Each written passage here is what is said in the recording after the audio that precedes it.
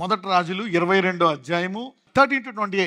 మీకాయాను పిలువబోయిన తర్వాత ప్రవక్తలు ఏకముగా రాజుతో మంచి మాటలు పలుకుచున్నారు గనుక నీ మాట వారి మాటకు అనుకూలపరచమని అతనితో అనగా, మీకాయ, యెహోవా నాకు సెలవిచ్చినదేదో ఆయన జీవము తోడు నేను దానినే పలుకుదును అనెను. చూడండి, ఆహాబ్ ముందుకు వెళ్తున్నావు, నువ్వు రాజు ముందు ప్రవచిస్తున్నావు, రాజుకి ఇష్టమైనట్టుగా చక్కగా చెప్పు. అబద్ధం అని సత్యం అని అంతా నీకు అనవసరం, అది దేవుడిని వచ్చిన అనవసరం, రాజుకు అనుకూలంగా చెప్పు అంటున్నాడు. అంటే ఏంటి, ఇక్కడ ఏం ప్రమోట్ చేస్తున్నారు? రాజు దగ్గర ఉండేటి వాళ్ళు దేని ప్రమోట్ చేస్తున్నారు? నిజాన్నా అబద్ధాన్నా? What you promote will take you over. You see that they are promoting a lie. దేవుని చిత్తం ఏదో చెప్పి దాని ప్రకారం మేము మార్చుకుంటాం కాదు, మా ప్రకారం అది మారాలా. చూద్దాం. అతడు రాజుని వద్దకు వచ్చినప్పుడు రాజు, మీకాయ, నీవేమందువు? యుద్ధం చేయుటకు మేము రామోత్ గిలాదు మీదికి పోదుమా పోకుందుమా అని అడుగగా, అతడు, యెహోవా దానిని రాజవైన నీ చేతికి అప్పగించును కనుక నీవు దాని మీదికి పోయి జయమొందుదు అని రాజుతో అనెను. అందుకు రాజు, నీ చేత ప్రమాణము చేయించి యెహోవా నామమును బట్టి నిజమైన మాటలే నీవు నాతో పలుకవలసినదని నేను ఎన్ని మారులు నీతో చెప్పి తిని అని రాజు సెలవీయగా. చూసారా ఎందుకు అలాగా నెగిటివ్గా ముందుకు మాట్లాడతావు? నువ్వు పాజిటివ్ నెగిటివ్ గుడ్ వర్డ్ కాదు, God's word is only positive. ఒకవేళ దేవుడికి నీ మనసు నీకు నెగిటివ్గా అనిపించినా అది పాజిటివే. ఎంతమందికి అర్థమైంది? So what God says is positive, whether it's negative to you or positive to you, it is positive. ఎంతమందికి అర్థమైంది? నీ మనసుకి మంచిదైనా చెడ్డదైనా దేవుడు చెప్పింది నీకు మంచిదా కాదా? మంచిది. ఇక్కడ చెప్తాడు, నువ్వు ఎందుకు అలా మాట్లాడతావు, నెగిటివ్గా మాట్లాడతావు, విజయం పొందుతావు, అలా చెప్పాలి కానీ అంటాడు. యేసు ప్రభువుకి ఒక టైం వచ్చింది, ఈయన సిలువ ఎక్కాల, కానీ ఒక టైంలో ప్రార్థన చేస్తున్నాడు, అయ్యా నీ చిత్తం అయితే నీ గిన్నె నా వద్ద నుండి తొలగించు, కానీ తండ్రి అని ఉంటాడు, నా చిత్తం ఇదే.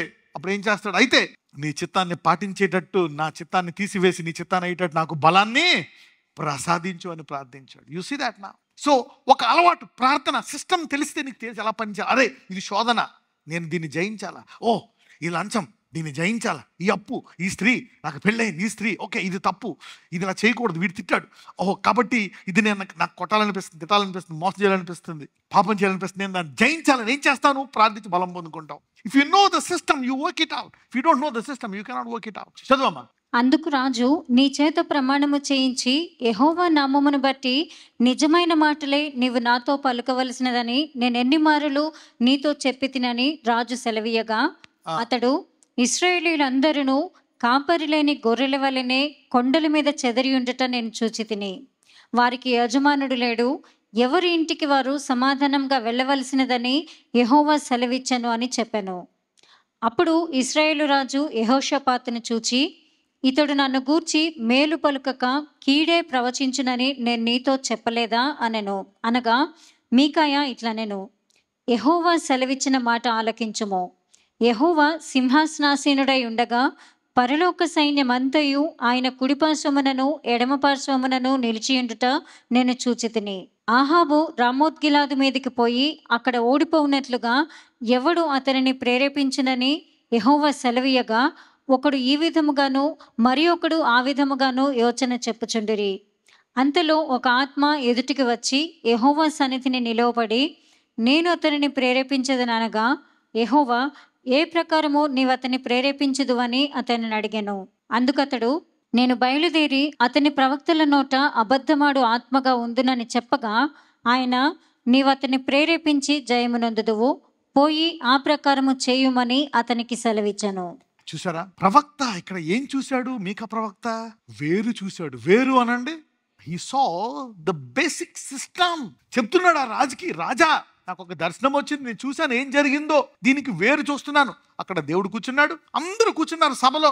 నువ్వు సత్యాన్ని తిరస్కరించేసావు, అబద్ధాన్ని ప్రేరేపిస్తున్నావు, కాబట్టి నీకు తీర్పు వచ్చింది. కాబట్టి అబద్ధాన్ని నమ్మేటట్టు ఎవరు ఇతన్ని ప్రేరేపిస్తున్నప్పుడు ఒక దురాత్మ వచ్చిందంట. ఒక ఆత్మ వచ్చి, నేను చేస్తాను, నేను వాళ్ళ ప్రవక్తల్లోకి వెళ్ళి నువ్వు ఓడిపోతావు, చచ్చిపోతావు అని చెప్పక నెగ్గుతావు, you will go and win, నువ్వు వెళ్ళి నెగ్గుతావని అబద్ధం ఆడతాను. అప్పుడు వెళ్తాడు అహాబు, చనిపోతాడు. దేవుడు అన్నాడు, వెళ్ళి ప్రేరేపి. వాట్ యు ప్రమోట్, అందరూ నా మనస్సు అనండి, పక్కన చెప్పండి నీ మనస్సు అనండి. So heaven's realm is controlled by your mind. ఏం జరుగుతుంది నీ చుట్టుపక్కల, వెనకాల, ఇంటి వెనకాల పక్కన వాళ్ళు చెప్పండి, నీ మనసే దానికి కారణం అనండి. అందుకే యేసుప్రభు వారు వచ్చిన తర్వాత మొట్టమొదటిగా అన్న మాట ఏంటి? మారు. The first thing you ask a believer, మారు మనస్సు. Because the whole heaven and the world system, ఇప్పుడు నీకున్న పరిస్థితులు ఎందుకు అలా ఉన్నాయి? నీ మనస్సే అని చెప్పండి పక్కన వాళ్ళకి. So your mind, you are blessed to hear this sermon. This is the spiritual operating system, the biblical operating. ఈ సీక్రెట్లన్నీ బైబిల్లో బయలుపరచాల. ఏ మనిషి తెలుసుకోలేడు. మనలో ఉండే ఆత్మ ఆ వాక్యంలోంచి మనకు బోధించే తప్పితే we cannot understand how our mind can work out the system of God, either to bless you or to deceive. God has design. దేవుడు ఏమంటున్నాడు? ఇదిగో జీవము మరణము ఎవరు వశము చేశాను? నీ మనస్సు వశము. నీ మనసుని బట్టి నాలుగు మాట్లాడతాడు. ఐ హావ్ గివెన్ యూ, నీ చేతిలో పెట్టేశా నా రాజ్యం అంతా. ఇదిగో ఎప్పుడైతే నువ్వు నీ చిత్తం పరలోకం నెరవేర్చు, భూమి మీద నెరవేరింది కాక అంటావో, నా చిత్తం నెరవేరుతుంది. You see that? Your mind. So renew your mind. What a system that God has explain to us. How important is your mind? పక్కన చెప్పండి, రెడీగా ఉండు అనండి.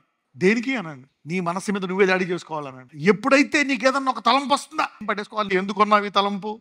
ఎందుకు బూతాలనిపిస్తుంది? ఎందుకు తిట్టాలనిపిస్తుంది? ఎందుకు తాగాలనిపిస్తుంది? ఎందుకు పడిపోవాలనిపిస్తుంది? నీకు బుద్ధి ఉందా లేదా? నాలుగు కొట్టుకోవాలి నువ్వు. Attack your mind if it is going in the wrong way. Discipline yourself, fight with it, win over it. Somebody is being blessed today. ఈ రోజు అనేకులు ఆశీర్వదించబడతారు. You see, because ఇప్పుడు నీ మనసును వదిలేస్తావు నువ్వు. రాని డ్రీమ్స్, ఫ్యాంటసీస్, ఎగ్జైట్మెంట్, ఇమోషన్. కొంతమంది వదిలేస్తారు, నా మనసే కదా, ఇటు పోతే ఆడిపోయి డ్రీమే కదా, లోపలే కదా, ఎవరు చూస్తారో ఏం తెలుస్తుంది. కానీ అది రూపాంతరం చెంది ఇది అలవాట్లకి వెళ్ళి ఏమవుతుంది? Evil communication, corrupt good manners. నీ బుద్ధి మారిపోతుందంట. థాట్స్ దాన్ని అలా వదిలేయకూడదు. How it works the system. So don't leave your mind like that. So heaven is now seeing and releasing spirits according to your mind. అంటే దేవుని దగ్గర ఉండేటువంటి సభలో నీ తలంపుల ప్రకారము నీ దగ్గరికి ఆత్మలను విడుదల చేస్తుంది. అమ్మో ఇదిగో మరియా, గుట్టిగల స్త్రీ, విశ్వాసంలో నిలకడగల స్త్రీ, ఎన్ని కష్టాలు వచ్చినా ఓర్చుకునే స్త్రీ. అదుగో ఆమె భర్త యోసేపు, ఊరికే నిందలేసే టైపు కాదు. చెడ్డదైనా సరే రహస్యముగా వదిలిపెట్టి మంచిగా ఉండేవాడు. కాబట్టి యేసు ప్రభు వారిని దావీదు గోత్రమైన ఈ కుటుంబంలోకి పంపిద్దామని సభలో వీళ్ళిద్దరు నెగ్గారు. Their mind has attracted Jesus the son of God. What are you attracting? పక్కనతో చెప్పండి. మరియ తలంపులు దేవుని కుమారుని ఆకర్షించుకున్నాయనండి. మేరీస్ థాట్స్ ఆ టైంలో ఎవరున్నారంటే ఒక సహోదరి ఉంది ఆ గోత్రంలో, విశ్వాసము పట్ల నిబ్బరము కలిగినది, పరిశుద్ధురాలు, తన తలంపులను ఎప్పుడు నూతన పరుచుకొని రూపాంతరము చెందినటువంటి సహోదరి, శోధనలో పడిపోకుండా ఏమి వచ్చినా భర్త ఏమైనా పిల్లలమైనా దేవుడి పట్ల నిలబడేటువంటి వ్యక్తి. అయితే వెళ్ళు గాబ్రియల్, ఇదిగో చెప్పు గుడ్ న్యూస్. తర్వాత పరిశుద్ధాత్మ వెళ్ళి ఆమె గర్భములో అద్భుతము చేస్తాడు. You see that your thoughts are working all the time.